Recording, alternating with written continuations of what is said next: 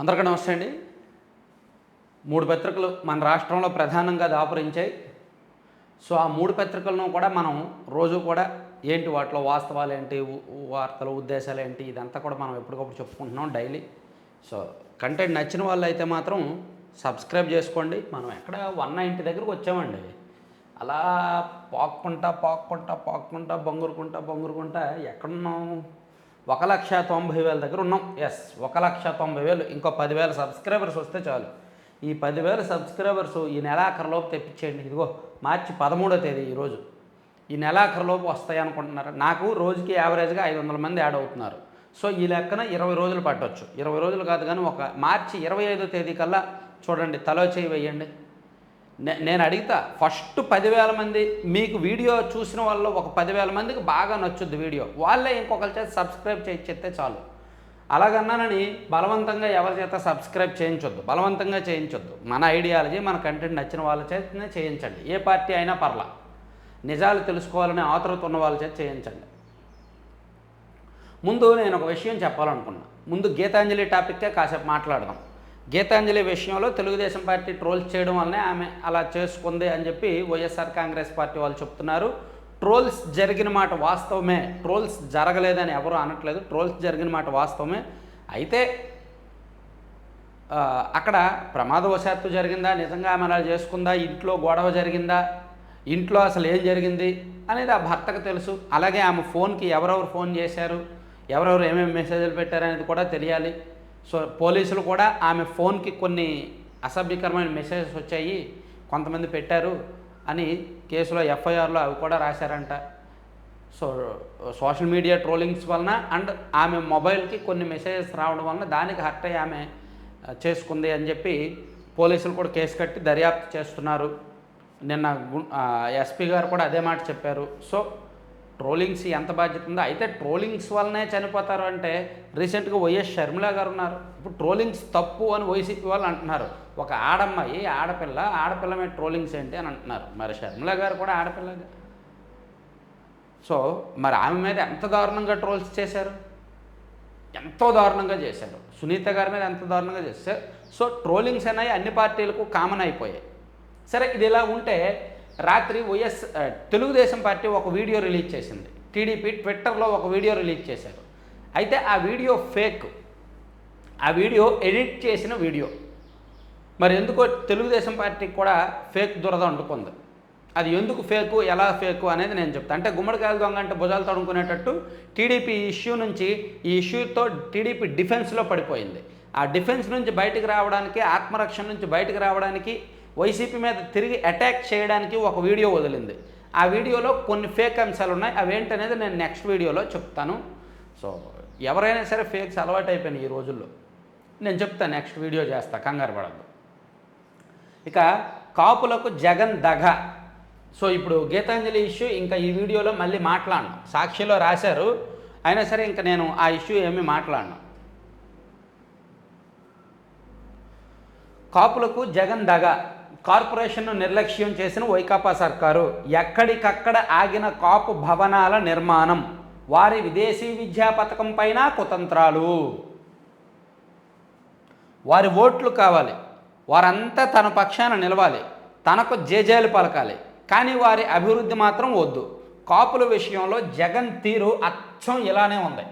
ఆయన అధికారంలోకి వచ్చాక కాపు కార్పొరేషన్కు జవసత్వాలు లేకుండా చేశారు. వారికి ఈడబ్ల్యూఎస్ రిజర్వేషన్ రద్దు చేశారు. రాయితీ రుణాలని ఎత్తేశారు. ఓవైపు కాపు నేస్తం అంటూనే మరోవైపు వారిని ధృతరాష్ట్ర కౌగిలిలో బంధించారు. చెప్పే మాటే కాదు, చేసే పని కూడా నిక్కచ్చిగా ఉండాలి. ఇది నాయకుడికి ఉండాల్సిన ప్రథమ లక్షణం. కానీ జగన్ తీరంతా రివర్స్. చెప్పే మాటలకు చేసే పనులకు అసలు పొంతనే ఉండదు. అదేం విచిత్రమో కానీ ఆయా వర్గాలు నిలువుగా వంచనకు గురి చేస్తున్నా అంతా బ్రహ్మాండంగా జరుగుతున్నట్టు గొప్పలు మాత్రం చెప్పుకుంటారు. అది ఒక లక్షణం అండి. ఇప్పుడు మనం చేసేవన్నీ కూడా తప్పుడు పనులైనా సరే మనం ఎంతో లక్షణంగా మనల్ని మనం ఎంతో ఉత్తమ పురుషుడిగా చెప్పుకోవడం అదొక లక్షణం. ఆ లక్షణాలని ఎవరు తప్పట్లేరు. అది ఆయన వ్యక్తిత్వం, ఆయన లక్షణం. అది నమ్మే వాళ్ళకు ఉండాలండి. ఎదురుగా నమ్మే వాళ్ళు ఉన్నంతసేపు ఆయన అలాగే చెప్పుకుంటారు. వన్స్ మేము నిన్ను నమ్మము, నువ్వు చేసేవన్నీ ఫేకు అని వన్స్ రాష్ట్ర ప్రజలందరూ తీర్పిస్తే అప్పుడు నా ఒరిజినల్ స్వరూపం రాష్ట్ర ప్రజలకు తెలిసిపోయిందే అని చెప్పి స్వరూపం మార్చుకొనో, గెటప్ మార్చుకొనో, వేషం మార్చుకొనో మళ్ళీ వస్తారు నెక్స్ట్ ఎన్నికలకి. సో రాష్ట్ర ప్రజలు అప్రమత్తం అవ్వాలంటాను నేను. చూడండి, రాష్ట్ర వ్యాప్తంగా కాపులకు అసలు ఏం చేశారు? ఈ ప్రభుత్వం వచ్చాక కాపు నేస్తం అని ఇచ్చారు, అంటే డబ్బులు ఇస్తున్నారు సంవత్సరం. అది తప్ప ఇంకా ఏమైనా కాపుల కోసం చేశారా? కాపులకు భవనాలు కట్టారా? కాపులకు రిజర్వేషన్ ఉందా? రిజర్వేషన్ ఈడబ్ల్యూఎస్ కోటాలో 5% కాపుల కోసమని గత ప్రభుత్వం ఇస్తే ఈ ప్రభుత్వం దాన్ని రద్దు చేశారు కదా. సో అనేకం ఆలోచించాలి. అదే ఈనాడులో ఈరోజు రాశారు ఏమేమి ఆపేశారు అని. 2014 నుంచి 19 మధ్య 4,000 కోట్లు ఖర్చు చేసింది టీడీపీ కాపు కార్పొరేషన్ కోసం. 4,000 కోట్లు ఖర్చు చేస్తే కానీ జగన్ ఏటా 2,000 కోట్ల చొప్పున 5 ఏళ్లలో 10,000 కోట్లు ఖర్చు చేస్తామని చెప్పి అధికారంలోకి వచ్చాక 4 మడతేశారు. కేవలం 2,000 కోట్లు మాత్రమే ఖర్చు చేశారు. అది కూడా ఆయన ఇష్టంగా తెచ్చింది కాదు, వివిధ వర్గాలు వ్యతిరేకత వ్యక్తం అవడంతో మింగలేక కక్కలేక అమలు చేశారంట. అలాగే గత ప్రభుత్వం ఉన్నప్పుడు 1,440 కోట్లు రాయితీ రుణాలు ఇచ్చారు, సబ్సిడీ లోన్స్ ఇచ్చారు కాపులకి. ఈ ప్రభుత్వం అటువంటి ఏమీ లేవన్నమాట. సో ఈ లేవైనా కాపులకు చేశారంటే ఓన్లీ కాపు నేస్తం ఒక్కటే చెప్తారు, కానీ ఆపేసినవి బోల్డ్ ఉన్నాయి. ఆపేసిన వాటి విలువతో పోలిస్తే కాపు నేస్తం విలువ తక్కువే. అదే రాశారు ఈనాడులో. ఇక రాష్ట్రాన్ని గెలిపించేందుకే పొత్తు, కూటమి విజయం చారిత్రక అవసరం, వ్యవస్థల్ని గాడిన పెట్టాలంటే కేంద్ర సహకారం కావాలి, జగన్ విధ్వంసం నుంచి ప్రజల్ని కాపాడదాం, విభేదాలు పక్కన పెట్టి కలిసి పనిచేయండి, కార్యకర్తలకు చంద్రబాబు దిశానిర్దేశం. సో పొత్తు ఏ పరిస్థితుల్లో పెట్టుకోవాల్సి వచ్చింది, పొత్తు వలన ఉపయోగాలు ఏంటి, పొత్తు వలన లాభ నష్టాలు ఏంటి అనేది మొత్తం చంద్రబాబు గారు నిన్న టెలికాన్ఫరెన్స్లో పార్టీ శ్రేణులకు వివరించారన్నమాట. జనసేన భాజపాలతో పొత్తు పెట్టుకుంది వైకాపాను ఓడించడానికి కాదు, రాష్ట్రాన్ని గెలిపించడానికి కూడా అని తెదేపా అధినేత చంద్రబాబు స్పష్టం చేశారు. రాష్ట్ర విస్తృత ప్రయోజనాల కోసం 3 పార్టీలు చేతులు కలిపాయని వెల్లడించారు. రాష్ట్ర ప్రయోజనాల కోసం అయితే బీజేపీ కాదండోయ్. బీజేపీ రాష్ట్ర ప్రయోజనాల కోసం వీళ్ళతో చేతులు కలిపే టైప్ కాదు, వాళ్ళ పార్టీ ప్రయోజనాల కోసం, వాళ్ళ పార్టీకి ఏవో 4 ఓట్లు రావడం కోసం. వీళ్ళిద్దరూ కొన్ని రాష్ట్ర ప్రయోజనాల కోసం చేతులు కలిపారంటే నమ్మొచ్చు టీడీపీ జనసేన వాళ్ళు. బీజేపీ వాళ్ళు రాష్ట్ర ప్రయోజనాల కోసం చేతులు కలిపారంటే నిజంగా వాళ్ళకి రాష్ట్ర ప్రయోజనాలు కావాలంటే పోలవరం ప్రాజెక్టు పూర్తి చేయమని చెప్పండి, డబ్బులు ఇవ్వమని చెప్పండి, ప్రత్యేక హోదా ఇవ్వమని చెప్పండి.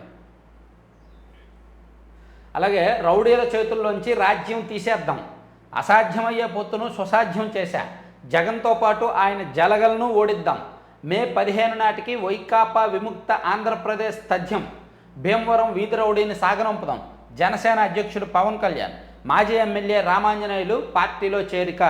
సో భీమవరం మాజీ ఎమ్మెల్యే రామాంజనేయులు గారు నిన్న జనసేన పార్టీలో జాయిన్ అయ్యారు. సో నేను భీమవరం వదులుకోను, భీమవరంలో ఒక రౌడీ రాజ్యం ఉంది, దాన్ని వదిలిస్తాననేటట్టు పవన్ కళ్యాణ్ గారు కొన్ని ఇండైరెక్ట్గా కొన్ని కామెంట్స్ చేశారు. సో ఆ కామెంట్స్కి అర్థం ఆయన భీమవరం నుంచే పోటీ చేస్తారు అని కొంతమంది అనుకుంటున్నారు, ఆయన ఎంపీగా పోటీ చేస్తారు కాకినాడ నుంచి అని కొంతమంది చెప్తున్నారు. సో పవన్ కళ్యాణ్ గారు ఎక్కడి నుంచి పోటీ చేస్తారనేది ఇంకా స్పష్టంగా చెప్పలా. నిన్న ఆయన ఇండైరెక్ట్గా భీమవరం నేనేమి వదులుకోను అనే చెప్పారు తప్ప నేనే భీమవరం నుంచి పోటీ చేస్తాననే విషయాన్ని వెల్లడించలేదు. ఇంకా సస్పెన్స్ జరుగుతుంది, సర్వేలు జరుగుతున్నాయి. ఆయన కాకినాడ ఎంపీగా పోటీ చేస్తే బెటరా, కేంద్రంలోకి వెళ్ళొచ్చు, కేంద్ర మంత్రి అవ్వచ్చు అనేది ఆలోచిస్తున్నారు. అలాగే భీమవరం ఎమ్మెల్యేగా ఉంటే గత ఎన్నికల్లో అక్కడ ఓడిపోయాను కాబట్టి ఈసారి ఓడిపోయిన చోటే గెలిచి చూపిద్దామని కూడా ఆలోచిస్తున్నారు. ఈ 2 అంశాలు నేను వీడియో చేశాను. ఆయన భీమవరం ఎమ్మెల్యేగా పోటీ చేస్తే ఎలా ఉండొచ్చు అనేది వీడియో చేశాను, ఎంపీగా పోటీ చేస్తే కేంద్ర మంత్రి అవకాశాలను కూడా మనం ఇంతకుముందు ఎప్పుడో చెప్పాం. సో తర్వాత గర్జించిన పోఖ్రాన్, రాజస్థాన్ పోఖ్రాన్లో మంగళవారం భారత్ శక్తి విన్యాసాలతో రాకెట్ల ప్రయోగం. విన్యాసాలను తిలకిస్తున్న ప్రధానమంత్రి నరేంద్ర మోదీ, రక్షణ మంత్రి రాజ్నాథ్ సింగ్. పాపం ఈయన జాగ్రత్తగానే ఉన్నాడు, ఈయన ఫోటో తీస్తున్నారని తెలిసి ఫోటోగ్రఫీని ఎలా వాడుకోవాలో తెలిసినోడే నాయకుడు. కేసుల వివరాలు రహస్యమేనా? వాటి కోసం కూడా డీజీపీకి లేఖ రాసుకోవాలా? హైకోర్టును ఆశ్రయించాలా? ప్రతిపక్ష నేతల ఎన్నికల అఫిడవిట్లలో కేసుల వివరాలను చెప్పేందుకు వీలు లేకుండా చేసే కుటిల వ్యూహం. తద్వారా వారి నామినేషన్లు ఆమోదం పొందనివ్వకుండా చేయాలనేది వైకాపా కుట్ర. ఎన్నికల్లో ఇటువంటి కుట్ర కూడా వేయొచ్చని నాకు తెలియదు. ప్రతిపక్ష నాయకుల మీద ఈ 5 సంవత్సరాల్లో చాలా కేసులు పెట్టారు. సాధారణంగా ఎన్నికల్లో పోటీ చేయాలంటే వాళ్ళ మీద ఉన్న కేసులన్నీ కూడా అఫిడవిట్లు ప్రమాణ పత్రంలో పేర్కొనాలి. ఇదిగో నా మీద ఇన్ని కేసులు ఉన్నాయి, ఈ సెక్షన్ల కింద కేసులు ఉన్నాయని చెప్పాలి. సో అది వీళ్ళ మీద ఎప్పుడు ఏ కేసు పెట్టారో తెలియదు పాపం టీడీపీ వాళ్ళ మీద. అవి తెలియక వాళ్ళు నామినేషన్ పత్రంలో అఫిడవిట్లో ఆ వివరాలు ఇవ్వలేదు అనుకోండి, నామినేషన్ని తిరస్కరిస్తారు. ఏమయ్యా నీ మీద ఆ కేసు ఉంది కానీ నువ్వు లేదని చెప్పావు అని. సో అది ఫ్యూచర్లో కూడా ఇబ్బంది అవుద్ది. పోలీసులేమో ఆ కేసుల వివరాలు ఇవ్వట్లేదంట. నా మీద ఏమేం కేసు ఉందో చెప్పండి అని చెప్పి పోలీసులకు అడుగుతుంటే చెప్పట్లేదంట. అందుకు వాళ్ళు పాపం డీజీపీకి లేఖ రాసుకోవడం, హైకోర్టును ఆశ్రయించడం చేస్తున్నది. ఎంత కుటిలమో చూడండి, ఎంత కన్నింగో చూడండి. టీడీపీ వాళ్ళు నామినేషన్లు విత్డ్రా చేయించడానికి, టీడీపీ వాళ్ళ నామినేషన్లు ఆమోదం పొందకుండా ఉండడానికి ఇటువంటి కన్నింగ్ ప్రయత్నాలు కూడా జరుగుతాయి. రాజకీయం అంటే అంతే, కన్నింగు క్రిమినాలిటీ ఆ రెండు కలిసిపోయినాయి మన రాష్ట్రంలో. ఖట్టర్ రాజీనామా, హర్యానా కొత్త సీఎంగా నాయిబ్ సైని ప్రమాణం చేయించిన గవర్నర్ దత్తాత్రేయ. రాష్ట్ర రాజకీయాల్లో అనూహ్య పరిణామాలు. ఓకే, ఈసీ చేతికి ఎన్నికల బాండ్ల వివరాలు. సర్వోన్నత న్యాయస్థానంలో ఆదేశాలతో అందజేసిన ఎస్బీఐ. ఆ వివరాలు బహిర్గతం చేయకుండా అడ్డుకోండి. రాష్ట్రపతికి సుప్రీంకోర్టు బార్ అసోసియేషన్ అధ్యక్షుడి లేఖ. సో ఎన్నికల బాండ్ల చేతికి ఈసీ చేతికి వెళ్ళాయంటే, ఎలక్షన్ కమిషన్ చేతికి వెళ్ళాయి. కాకపోతే అవి బయటకు వచ్చేస్తే కొన్ని రాజకీయ పార్టీలు బాగోతాలు బయటకు వచ్చేస్తాయి. ఎవరెవరు ఈసీకి బాండ్లు వస్తాయి కదా, ఎలక్ట్రల్ బాండ్స్ పార్టీలకి ఇస్తారు. ఆ పార్టీలకి ఎవరెవరు ఎంత విరాళం ఇస్తారనేది బాండ్లో ఉంటుంది తప్ప వాళ్ళ పేర్లు బయటకు రావు. అదంతా కూడా గోప్యం. సో సుప్రీంకోర్టు ఈ మధ్య తీర్పు ఇచ్చింది, ఎవరెవరు ఎంత విరాళం ఇస్తున్నారో తెలియాల్సి ఉంది, ఈ బాండ్లన్నా కూడా గోప్యంగా ఉంచడానికి వీల్లేదని చెప్పింది. సో అందుకని ఎస్బీఐ వాళ్ళ దగ్గర ఉన్న బాండ్ల వివరాలన్నీ కూడా ఎలక్షన్ కమిషన్కి ఇచ్చింది. ఇక మరో ఇంపార్టెంట్ విషయం, నిన్న చిలకలూరుపేట వైకాపాలో కోట్లాట. టికెట్ల విషయంలో పలువురు అసంతృప్తి. మంత్రి రజనీ 6.5 కోట్లు ఎగ్గొట్టారంటూ చిలకలూరుపేట సమన్వయకర్త రాజేష్ ఆరోపణ. రాజోలు టికెట్పై జగన్ పునరాలోచించుకోవాలి, ఎమ్మెల్యే రాపాక సూచన. నిన్న చిలకలూరుపేట నిన్నటి వరకు ఇన్ఛార్జిగా ఉన్న మల్లెల రాజేష్ నాయుడు గారు నిన్న సంచలన ఆరోపణ చేశారు. 6.5 కోట్లు నేను రజనీ గారికి ఇచ్చాను, నాకు 3 కోట్లు తిరిగి ఇచ్చారు, సజ్జల గారికి కంప్లైంట్ చేస్తే ఇంకా 3.5 కోట్లు ఇవ్వాలి అనేటట్టు ఏవో కొన్ని ఆరోపణలు చేశారు. సో ఇమీడియట్గా ఆయన్ను అక్కడ ఇన్ఛార్జిగా తప్పించి గుంటూరు మేయర్గా ఉన్న మనోహర్ నాయుడు గారిని ఇన్ఛార్జిగా వేశారు. అంటే ఇప్పుడు చిలకలూరుపేట ఎమ్మెల్యే అభ్యర్థి మనోహర్ నాయుడు, ఆయన కూడా కాపు సామాజిక వర్గమే. మరోవైపు ప్రజెంట్ అనకాపల్లి ఎమ్మెల్యేగా ఉన్న మంత్రి గుడివాడ అమర్నాథ్ గారిని నిన్న గాజువాక ఇన్ఛార్జిగా వేశారు. గాజువాక ఇన్ఛార్జిగా గతంలో 3 నెలల కిందట వేరే వాళ్ళని ఎవరినో వేశారు, పేరు మర్చిపోయాను, బీసీని. ఇప్పుడు గుడివాడ అమర్నాథ్ గారిని వేశారనమాట గాజువాక. సో మొత్తానికి గుడివాడ అమర్నాథ్ గారికి గాజువాక సీట్ ఇచ్చినట్టే లెక్క ప్రస్తుతానికి.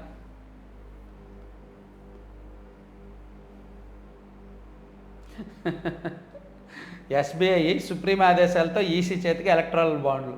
మొత్తం ఒక సీక్రెట్ లాక్ వేసి ఆ లాక్ తీసుకొచ్చి ఎస్బీఐ ఏమో ఈసీకి ఇచ్చేసింది. ఇన్నాళ్ళు ఇది సంగతి కార్టూన్. ఇవన్నీ ఈనాడులో ఫస్ట్ పేజీ వార్తలు అనమాట. మనం సాక్షికి కూడా వెళ్దాం. సాక్షి అంటే మనందరికీ ఎంతో గుండె చప్పుడు కాబట్టి. మన తీరం మత్స్యహారం, 20,000 కోట్లతో తీరం వెంట మౌలిక సదుపాయాలు. ప్రతి 50 కిలోమీటర్లకు ఒక పోర్టు లేదా ఫిషింగ్ హార్బర్ లేదా ల్యాండింగ్ సెంటర్లు. మంచి ఆలోచన నిజంగా.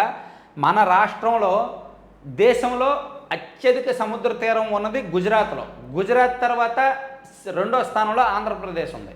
గుజరాత్లో దాదాపుగా 2,000 కిలోమీటర్ల సముద్ర తీరం ఉంటుంది, సువిశాలమైన సముద్ర తీరం. మన రాష్ట్రంలో 1000 కిలోమీటర్ల వరకు సముద్ర తీరం ఉంది. కానీ మన రాష్ట్రం మన సముద్ర తీరాన్ని సరిగ్గా వాడుకోవట్లేదు. దశాబ్దాల తరబడి మనం సముద్ర తీరం విషయంలో నిర్లక్ష్యం చేస్తున్నాం. సరైన పోర్టు ఉందా? Kakinada port, Visakhapatnam port, Krishnapatnam port ఏమో ప్రైవేట్ది. ఒకే ఒక్క మేజర్ పోర్టు ఉంది మన రాష్ట్రంలో. కానీ 3, 4 మేజర్ పోర్టులు కట్టొచ్చు.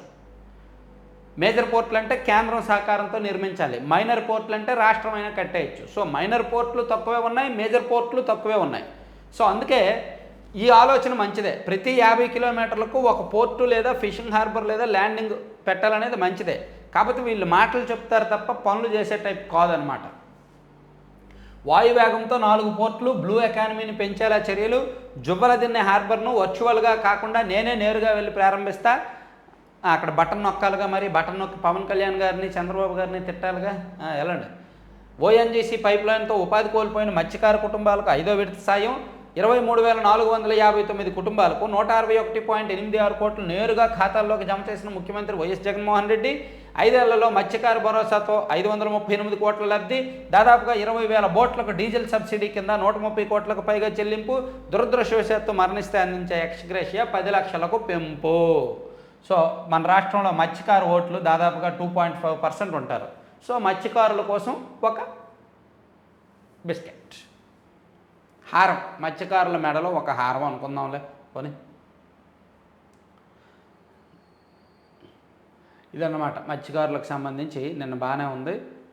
తర్వాత 2 ఎమ్మెల్సీల మీద అనర్హత వేటు వేశారు. వైఎస్ఆర్సీపీ తరఫున ఎమ్మెల్సీలుగా గెలిచి పార్టీ ఫిరాయించిన 2 ఎమ్మెల్సీలపై అనర్హత వేటు పడింది. సమగ్ర విచారణ నిర్వహించిన అనంతరం ఎమ్మెల్సీలు వంశీకృష్ణ యాదవ్, సి రామచంద్రులపై అనర్హత వేటు వేసినట్టు శాసనమండలి చైర్మన్ మోషన్ రాజు తెలిపారు. మంచిదే. తర్వాత విశాఖ ఎంపీ సీటుపై వదిన మరిది డ్రామా. 2 ఏళ్లుగా అక్కడ పనిచేస్తున్న జీవీఎల్కు పురంధేశ్వరి చెక్. పూర్వపు టీడీపీ నేత సీఎం రమేష్ కోసం పట్టుబడుతున్న బీజేపీ రాష్ట్ర అధ్యక్షురాలు. తనకు సీటు రాకపోతే తీవ్ర పరిణామాలు ఉంటాయని లోకేష్ తోడలు భరత్ హెచ్చరిక. అసలు విశాఖపట్నం టీడీపీ సీట్ కదా, అక్కడ నేను వెళ్ళి ఖర్చు వేస్తా, ఏదో సీటు మీద నాకు ఇచ్చేస్తారా? నేను ఎక్కడ వెళ్ళి పని చేసుకుంటా, నాకు ఇచ్చేస్తారా? ఇవ్వరు కదా. అది పొత్తుల్లో భాగంగా అది టీడీపీ పోటీ చేస్తున్న సీటు. టీడీపీ పోటీ చేస్తున్న సీట్లలో బీజేపీ వాళ్ళు ఎవరో వెళ్ళి ఖర్చు వేస్తే ఎలా ఇస్తారు? అలా అందుకే విజయనగరం ఇచ్చారు. విజయనగరం ఎందుకు ఇచ్చారు? అక్కడ మాధవ్ గారు పోటీ చేసే అవకాశం ఉంది. మాధవ్ గారు ఎమ్మెల్సీ, గత ఎన్నికల్లో ఎమ్మెల్సీగా పోటీ చేసి ఓడిపోయారు చూడండి, ఆయన పోటీ చేసే అవకాశం ఉంది. అంటే బీజేపీ ఎంపీ క్యాండిడేట్లు ఎవరవుతారు అనేది నేను నెక్స్ట్ ఏపీ 175లో ఒక వీడియో చేస్తాను. 6 ఎంపీ సీట్లు ఇచ్చారు కదా, ఆ 6 ఎంపీ సీట్లకి ఒక 15 మంది పోటీ పడుతున్నారు. 15 మంది పోటీ పడుతున్నారు. వాళ్ళు ఎవరికి అవకాశాలు ఉన్నాయనేది నేను చెప్తా. నేను ఒక వీడియో చేస్తాను నెక్స్ట్. మొత్తానికి సాక్షి వాళ్ళు వీళ్ళ స్టైల్లో వీళ్ళు రాశారు, జీవీఎల్కి అన్యాయం జరుగుతుంది అనేటట్టు. జీవీఎల్కి సీట్ ఇస్తే టీడీపీ వాళ్ళు పొత్తే వద్దు అనుకుంటారు. బాబోయ్ మాకు మీ వద్దు బాబోయ్ అని. ఇక తర్వాత అప్పుడు బీజేపీ, ఇప్పుడు జనసేన. చంద్రబాబు విశ్వకౌగిల్లో మిత్రపక్షాల గిలగిల. 2014లో బీజేపీకి ఇచ్చిన సీట్లలో కోత పెట్టిన బాబు 3 స్థానాల్లో తన అభ్యర్థులకే బీఫారం ఇచ్చి మరీ పోటీకి. ఇప్పుడు జనసేన సీట్లలో కోత. మొదట 24 అసెంబ్లీ, 3 లోక్సభ స్థానాలు కేటాయింపు. సోమవారం 3 అసెంబ్లీ స్థానాలు, 1 లోక్సభ స్థానం కోత. మిగిలింది 21 అసెంబ్లీ, 2 లోక్సభ సీట్లే. వాటిలో భీమవరానికి టీడీపీ అభ్యర్థి పులవర్తిని జనసేనలోకి పంపిన బాబు. 2019లో భీమవరంలో పవన్పై టీడీపీ అభ్యర్థిగా పోటీ చేసిందే ఆయన. జనసేనకు మిగిలింది 20 అసెంబ్లీ సీట్లే. 20 ఎందుకు అవుతాయి? భీమవరం ఇప్పుడు పార్టీ మారినంత మాత్రాన కాదా? పార్టీ మారిన వాళ్ళకి మీరు సీట్లు ఇవ్వలేదా? అంటే టీడీపీ వాళ్ళకి మీరు సీట్లు ఇచ్చినట్టునా? పార్టీ మారి మీ పార్టీలోకి వైసీపీలోకి వచ్చిన వాళ్ళకు కూడా వైసీపీ సీట్లు ఇచ్చిందిగా, అంటే ఆ వైసీపీ సీట్లు కాదా టీడీపీ సీట్ల కింద లెక్క? రాజకీయాలన్నది పార్టీ ఎన్నికలకు ముందు పార్టీలు మారడం సహజమే. ఇప్పుడు కేశినేని నాని గారు టీడీపీ నుంచి వైసీపీకి వెళ్ళారు, అంటే ఆయన టీడీపీ కింద లెక్క. మనం రాస్తేనేమో పవిత్రం, ఎదుటి వాళ్ళేమో ఏం రాయకూడదు. ఇక టీడీపీ, జనసేన, బీజేపీకి మైనార్టీలు, దళితులు ఓట్లు వేయరు. గతంలో చంద్రబాబు మోదీని టెర్రరిస్ట్గా అభివర్ణించారు. వచ్చేసాడండి ఆర్టిస్టు. ఈయనకేం పనో పాపం. వైసీపీకి కష్టం వచ్చిన ప్రతిసారి కొత్త వాళ్ళందరూ రంగంలోకి దిగుతారు. ఈయన కేసీఆర్ బాయి. సో కేసీఆర్ గారి ద్వారా జగన్మోహన్ రెడ్డి గారి కోసం ఈయన కూడా పనిచేస్తారు. వైఎస్ రాజశేఖర రెడ్డి గారితో ఉన్న అనుబంధంతో ఈయన వైసీపీ కోసం పనిచేస్తారు. అవసరమైనప్పుడు వస్తాడనమాట ఈయన.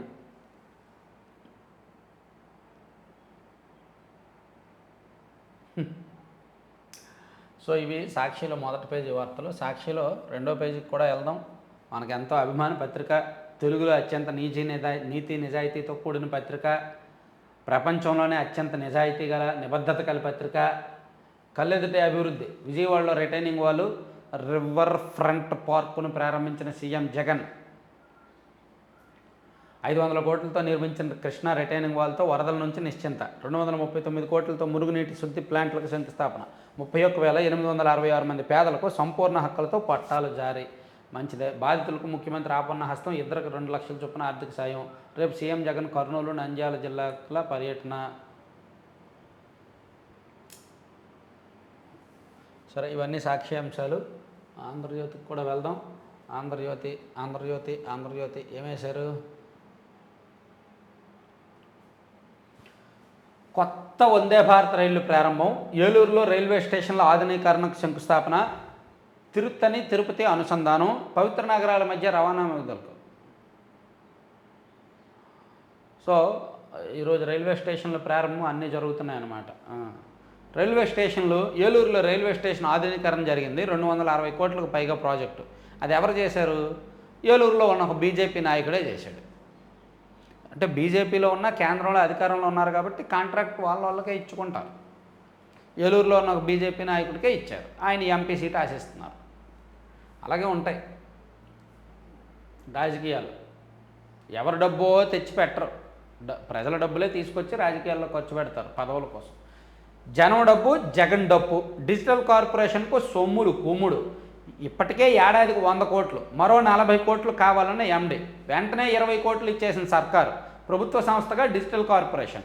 చేసేది జగన్ భజన, విపక్షాలపై దోషంలో. పేటీఎం బ్యాచ్, కూలీ మీడియాకి ఇక్కడి నుంచే సొమ్ములు. ఇక్కడ వైసీపీ సోషల్ మీడియా ఉద్యోగులే. ప్రభుత్వ ధనంతో వైసీపీ ప్రచారం. ఇదిగోండి, ఇద్దరు హైకోర్టు జడ్జీలను దూషించి జైలుకు వెళ్ళిన 2 వ్యక్తులు డిజిటల్ కార్పొరేషన్ ఉద్యోగులే. తాడేపల్లి వైసీపీ ఆఫీసు వద్ద కూల్ డ్రింక్ షాప్ నడుపుతున్న దంపతులకు డిజిటల్ కార్పొరేషన్ ద్వారా జీతాలు అందుతున్నాయి. ముఖ్యమంత్రి భద్రతా విభాగంలో పనిచేసే ఒక అధికారి సోదరుడికి కార్పొరేషన్లో కొలువిచ్చారు. సుమారు 50 మంది ఇలా ఎలాంటి పని చేయకుండా కేవలం థంబ్ వేసి వెళ్ళిపోతూ జీతాలు తీసుకుంటున్నట్టు సమాచారం. చూసారా, ప్రభుత్వం నుంచి ఇచ్చే జీతాలేమో ఇలా అక్రమంగా వాడుకుంటున్నారు. ఒకే పథకానికి ఏడాదిలో 4 సార్లు బటన్ నొక్కిన ప్రతిసారి ప్రకటనల రూపంలో కోట్ల రూపాయలు ప్రజాధనాన్ని సొంత రోతపత్రికకు కుమ్మరించడం ఒక స్కామ్. ఏపీ డిజిటల్ కార్పొరేషన్ పేరుతో ఒక ప్రభుత్వ సంస్థను ఏర్పాటు చేసి దాని ద్వారా పేటీఎం బ్యాచ్కు జనం సొమ్ము పందేరం వేయడం మరో scam. So Andhra Pradesh digital corporation అని ఒక కార్పొరేషన్ ఉంది. దాని ఎండి, దాని చైర్మన్ అందరూ కూడా వైఎస్ఆర్ కాంగ్రెస్ పార్టీ రిలేటెడ్ వాళ్ళు. అంటే ఎండి అంటే అధికారి ఉంటారులే, కార్పొరేషన్లకు ఎవరికైనా అధికారులే ఉంటారు, ఐఏఎస్ అధికారులే ఉంటారు. చైర్మన్ ఏమో నామినేటెడ్గా వీళ్ళకి నచ్చిన వాళ్ళకి ఇచ్చుకుంటారు. అలా వీళ్ళకి నచ్చిన వాళ్ళకి ఇచ్చి డిజిటల్ కార్పొరేషన్కి ఏమో డబ్బులు ఇచ్చి, డిజిటల్ కార్పొరేషన్ విధేంటి? ప్రభుత్వానికి మంచి చెప్పడం, ప్రభుత్వం చేసే తరపున ప్రచారం చేయడం. కానీ వాళ్ళు ఒక పార్టీ తరపున ప్రచారం చేస్తారు, పార్టీ కోసం పనిచేస్తారు, పార్టీ కూలీలుగా మారిపోతారు, పార్టీ మనుషులకు ఈ డిజిటల్ కార్పొరేషన్ నుంచి జీతాలు ఇస్తారు. అదే రాశారు ఆంధ్రజ్యోతిలో. ఇది వాస్తవమే, ఇందులో జరగట్లేదని చెప్పడానికి ఏమీ లేదు. దీని లావాదేవీలు చూస్తే తెలిసిపోద్ది. ఈ డిజిటల్ కార్పొరేషన్ నుంచి బయటకు వెళ్తున్న లావాదేవీలు బయట పెడితే చాలు. పోనీ ఇది బయట పెట్టడానికి మనం ఏమైనా సమాచార హక్కు చట్టం ద్వారా అప్లై చేసినా ఇవ్వరు, డేటా ఇవ్వరు. ఎవడు అప్లై చేసినా వాడిని కడతారు, వాడిని టార్గెట్ చేస్తారు. జనం డప్పు జగన్ డప్పు అని రాశారనమాట. తర్వాత టీచర్లకు నగదు బదిలీలు. ఒక్కో బదిలీకి 5 లక్షల ముడుపు. ఎన్నికల ముందు కోట్లలో వ్యాపారం. కీలక నేత అధికారుల హస్తం. 1400 మందికి స్థానచలనం. నేడో రేపు ఉత్తర్వులు. బదిలీల మార్గదర్శకాలకు పాత్ర. గతేడాది జరిగిన బదిలీల్లో తమకు అన్యాయం జరిగిందంటూ చాలామంది టీచర్లు ఆ కీలక నేత వద్దకు వెళ్లారు. న్యాయం చేయాలని వినతి పత్రాలు ఇచ్చారు. అయితే మహిళా టీచర్ల వినతులను మాత్రమే పరిశీలిస్తానని అప్పట్లో ఆ నేత ఆర్భాటం చేశారు. ఉపాధ్యాయ సంఘాల నేతల ముందు అలా మాటలు చెప్పిన నేత ఆ తర్వాత అక్రమ బదిలీలకు తలుపులు తెరిచారు. మహిళా టీచర్లైనా పురుష టీచర్లైనా ముడుపులు ఇస్తే వారి వినతులు తీసుకుంటున్నారు.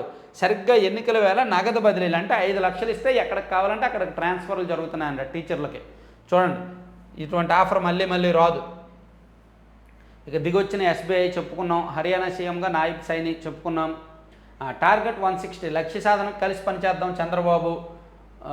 ప్రతి ఓటు ప్రతి సీటు ముఖ్యమే, విభేదాలు వెంటనే ఐక్యంగా పనిచేయాలి, ఇది కూడా మనం అనుకున్నాం. తర్వాత ఇది నవశకం పొత్తు. వైసీపీ కబంధ హస్తాల నుంచి రాష్ట్రాన్ని కాపాడేందుకే అసాధ్యాన్ని సుసాధ్యం చేశా, పొత్తు కుదర్చడంలో కీలక పాత్ర పోషించా. అది కరెక్ట్. నిజంగా ఈ 3 పార్టీల పొత్తులో పవన్ కళ్యాణ్ గారే కీలక పాత్ర పోషించారు. పవన్ కళ్యాణ్ గారే పూర్తి స్థాయి బాధ్యతలను ఎత్తున వేసుకున్నారు ఈ బీజేపీని టీడీపీని కలపడానికి. ఉమ్మడి సభను జయప్రదం చేయండి. 17వ తేదీన చిలకలూరుపేటలో జరగబోతున్న సభను టీడీపీ, జనసేన, బీజేపీ 3 పార్టీలు ప్రతిష్టాత్మకంగా తీసుకున్నాయి. ఇక బీజేపీది ఏముంది ప్రతిష్టాత్మకం, బీజేపీకి ఏమీ జనాల్ని తరలించే కెపాసిటీ లేదులే, కానీ టీడీపీ జనసేన ప్రతిష్టాత్మకంగా తీసుకున్నాయి. సో ఆర్టీసీ వాళ్ళు కూడా బస్సులు ఇస్తామన్నారు. మీకు ఎన్ని బస్సులు కావాలో చెప్పండి, మేము ఇస్తామని చెప్పారు. సో జనం అయితే వస్తారు, 5-6 లక్షల మంది రావడానికి రెడీ అవుతున్నారు. 5-6 లక్షల మందిని గ్యాదర్ చేయగలరు, అందులో ఇబ్బంది ఏమి లేదు. తర్వాత మళ్ళీ తనిఖీల వేట, 100లో గ్రానైట్ ఫ్యాక్టరీలు, 10లో క్వారీలు, అయినా టీడీపీ మద్దతుదారులపైకే విజిలెన్స్, ఎమ్మెల్యే గొట్టిపాటి లక్ష్యంగా దాడులు మమ్మరం, ఆయన బంధువు ఫ్యాక్టరీల్లో మళ్ళీ సోదాలు, గత 3 నెలల్లో ఇది 3వ సారి, యజమానులంతా తన వద్దకు రావాలంటూ అద్దంకి వైసీపీ నేత హుకుం. అద్దంకి, పరుచూరు ఈ లిమిట్స్లో, అద్దంకి, పరుచూరు, సంతనోతులపాడు ఈ 3 నియోజకవర్గాల లిమిట్స్లో గ్రానైట్ ఫ్యాక్టరీలు, తర్వాత పాలిషింగ్ యూనిట్లు, అలాగే క్వారీలు ఉన్నాయి. సో వాళ్ళని కంట్రోల్లో పెట్టాలి అంటే అక్కడ అధికార పార్టీ నాయకులు విజిలెన్స్ వాళ్ళని, మైనింగ్ వాళ్ళని వాళ్ళ మీదకి పంపించి వాళ్ళని భయపెట్టి వాళ్ళని బెదిరించి లొంగ తీసుకుంటారు. గతంలో 2019లో వైసీపీ అధికారంలోకి వచ్చిన వెంటనే చేసింది అదే, ఇప్పుడు ఎన్నికలకు ముందు చేస్తున్నది అదే. వాళ్ళని బెదిరించడం, భయపెట్టడం, దగ్గరికి రప్పించుకోవడం, వాళ్ళ దగ్గర నుంచి ఫండింగ్ తీసుకోవడం, వాళ్ళని కంట్రోల్లో పెట్టుకోవడం, అదే పని. సో ఇంతకుముందు ఎప్పుడూ ఈ గ్రానైట్ వాళ్ళు ఇటువంటి పరిస్థితులు ఎదుర్కోవాలి, వాళ్ళకు కూడా తెలిసి వస్తుంది ఏంటనేది.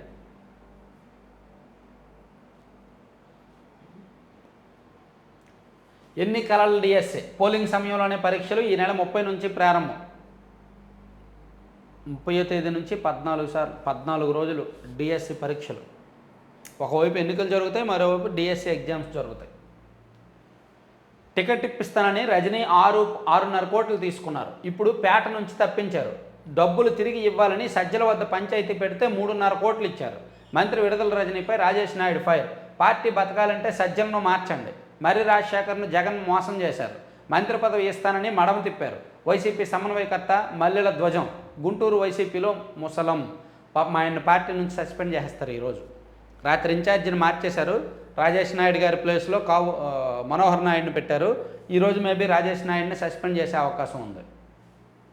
విజిలెన్స్కు అపరిమిత అధికారాలు వద్దు, పిటిషన్ దాఖలు చేసిన లోకేష్. అక్రమ కేసుల్లో ఇరికించాలనేదే ఉద్దేశం. పిటిషనర్ పార్టీ నేతల హక్కులను విఘాతం. స్వేచ్ఛాయుత ఎన్నికల నిర్వహణకు భంగం. విజిలెన్స్ ఐజీ కొల్లి ప్రతిపాదనను రాజ్యాంగ విరుద్ధమైనదిగా ప్రకటించండి. ఆయన లేఖపై మధ్యంతర ఉత్తర్వులు ఇవ్వండి. వ్యక్తిగత హోదాలో ప్రతివాదులుగా జగన్, కొల్లి. సో నారా లోకేష్ గారు విజిలెన్స్కి ఫుల్ పవర్స్ ఇవ్వాలి, ఎవరినైనా అరెస్ట్ చేసి ఏదైనా సీజ్ చేసే పవర్స్ ఇవ్వాలి అని విజిలెన్స్ డీజీ గారు ప్రభుత్వానికి లేఖ రాశారు. సో ప్రభుత్వం కూడా దానికి తగ్గట్టు ఇవ్వడానికి రెడీ అవుతున్నారు. సో ఇదంతా ఇవ్వద్దు, ఇదంతా రాజ్యాంగ విరుద్ధం అని నారా లోకేష్ గారు పిటిషన్ వేశారన్నమాట. తిరగబడ్డ వాలంటీరు. ఇంటి స్థలం ఇవ్వకుండా ఇచ్చినట్టు కరపత్రం, తనకు అందనంటూ నిరసన, జత కలిసిన మరికొందరు. వాలంటీర్లు తిరగబడితే ప్రభుత్వం పడిపోద్ది. సో ఈనాడులో లోపల పేజీలకు వెళ్తే 5 ఏళ్ళు నిద్రపోయి 5 రోజుల్లో ఉద్ధరిస్తారట. చిన్న పరిశ్రమలపై సీఎం జగన్ తీవ్ర నిర్లక్ష్యం. ఎంఎస్ఎంఈలు అంటే వైకాపా సర్కారుకు లెక్కే లేదు. ఎన్నికల ముంగిట సర్వేల పేరిట కొత్త నాటకం. సర్వేల పేరిట పారిశ్రామికవేత్తలను మభ్యపెట్టే ప్రయత్నం. అది పారిశ్రామికవేత్తలకు తెలుసు. అమాయకురాలు మృతిపైన రాజకీయాల. టీడీపీ నేత జీవీ రెడ్డి ధ్వజం. సరే అది మాట్లాడదాం, మళ్ళీ మాట్లాడదాం అదంతా కూడా. విద్యార్థుల ట్యాబుల్లో జగన్ ప్రచార వీడియోలు. గీతాంజలి మృతిపై ప్రత్యేక దర్యాప్తు. గుంటూరు జిల్లా ఎస్పీ. పాస్టర్లకు జగన్ మేనత్త ప్రలోభాలు. ఎవరికి ఇవ్వట్లేదు ప్రలోభాలు, అందరికీ ఇస్తున్నారు.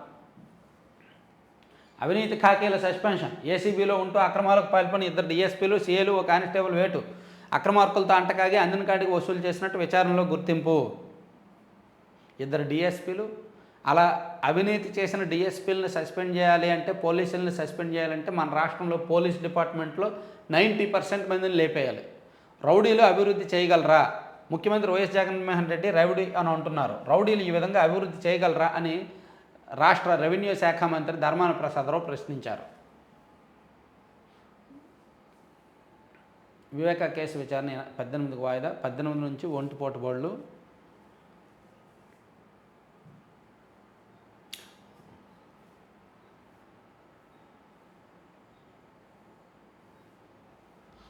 ఇవన్నీ మొదటి పేజీ కంటిన్యూషన్ అనమాట. ఇక్కడ ఏదో ఇచ్చారు. అక్రమాలకు కావలి. వైకాపా కంకర కింకరుడు. మట్టి, ఇసుక యథేచ్ఛగా తరలింపు.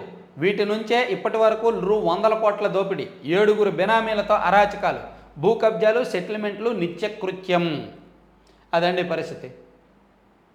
కావలి నియోజకవర్గంలో ప్రజాప్రతినిధి గురించి చాలా పచ్చిగా రాశారు ఈనాడులో. చాలా పచ్చిగా రాశారు.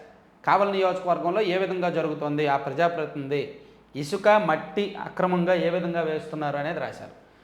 సో ఇందులో మన దృష్టికి కూడా చాలా ఆరోపణలు వచ్చాయి. నేను రాష్ట్రంలో వైసీపీ వాళ్ళ నియోజకవర్గాల వారీగా కూడా వాళ్ళ మీద ఉన్న ఆరోపణలను ఒక ఫైల్ చేశాను. నియోజకవర్గాల వారీగా ఏ ఎమ్మెల్యే మీద ఎటువంటి ఆరోపణలు ఉన్నాయనేది 151 నియోజకవర్గాల మీద కూడా నేను ఫైల్ చేశాను. అఫ్కోర్స్ కొంతమంది ఇన్ఛార్జీలకు సంబంధించి కూడా ఆరోపణలను ఒక ఫైల్ రెడీ చేసి ఉంచాను. తర్వాత ఉపయోగపడుతుంది. ఇప్పుడు మనం బయట పెట్టినాం, వాళ్ళ అధికారంలో ఉన్నావు, ఇప్పుడు నేను అది బయట పెట్టినా సరే ఇబ్బంది పెట్టేస్తారు. సో అది టైం వచ్చినప్పుడు మనం బయటకు తీస్తాం ఎవరెవరు ఎందుకు ఓడిపోయారు. ఇదిగో వాళ్ళు ఓడిపోవడానికి ఇది కూడా కారణం. ఇప్పుడు కావలి ఎమ్మెల్యే గారు భవిష్యత్తులో ఓడిపోయారు అనుకో, ఇది కారణం అవుతుంది కదా. మరీ అధికారం ఉన్నది అని మట్టి ఇసుక ప్రకృతి వలన అంత భారీగా దోపిడీ చేయకూడదు. సో ఇదన్నమాట. ఈయన మరి ఊరుకుంటారా, లేదంటే ఈయన కూడా పాణ్యం ఎమ్మెల్యే గారిని ఆదర్శంగా తీసుకొని ఈనాడు ఆఫీస్ మీదకి ఏమైనా దాడికి వెళ్తారో చూద్దాం. ఇవి 3 పత్రికల్లో అంశాలు, వాటి వెనక వాస్తవాలు. మరిన్ని కీలకమైన అంశాలతో మళ్ళీ కలుద్దాం. Thank you.